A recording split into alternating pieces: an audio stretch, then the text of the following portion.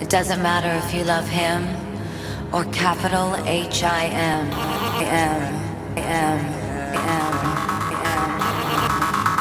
Just put your paws up, 'cause you were born this way, baby.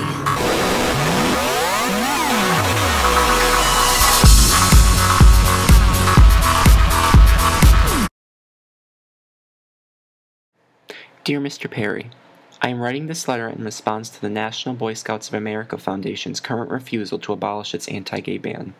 I urge you to consider eliminating it entirely. As a gay college student myself, I cannot help but sympathize with my fellow gays who do indeed wish to affiliate themselves with your highly regarded organization. Growing up, we feel different, awkward, and self-conscious. We try to conform. We try to portray ourselves as normal kids.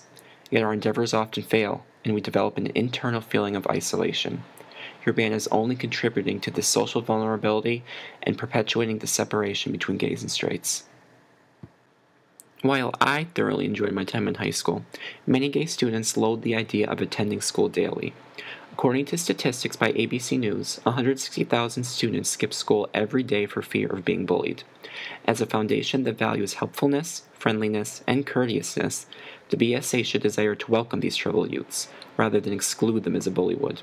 Mr. Perry, I am asking you to lift this ban because I believe in the BSA's true and potential prowess as a youth foundation. Several of my classmates in high school were Eagle Scouts, and I could certainly identify the BSA's impact on their identities as students of character, leadership, and academic devotion. They were the presidents of several different clubs. They balanced their social life and academic commitment superbly, and they were always willing to help those in need. They were the perfect students. In fact, they were the ideal American citizens. Ultimately, if I did not believe in the power of the BSA, I would not be writing you right now. I would simply dismiss the foundation as a prejudiced one, unworthy of my time and unreceptive to change. Yet I believe that the BSA can provide an unparalleled leadership experience for youths, and I believe it should be equally available for gays and straights alike.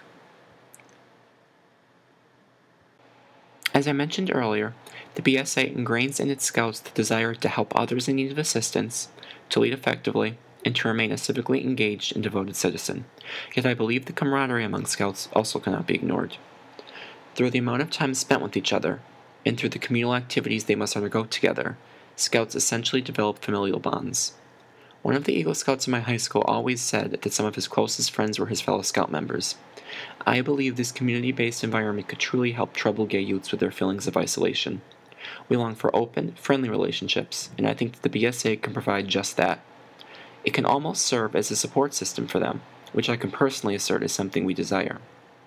While I am not suggesting the organization should focus its energies to provide the support system, I feel that the overall bonding that the BSA fosters could help mitigate their feelings of segregation. Above all, I believe that the companionship present among scouts should be available for all to enjoy, regardless of sexual orientation.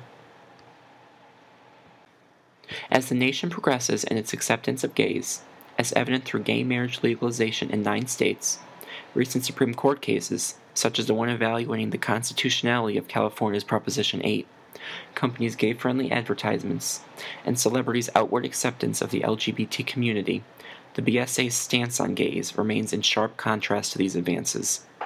I believe in the power of the organization, however, and I find it unfortunate that not all males in this country have the opportunity to access it.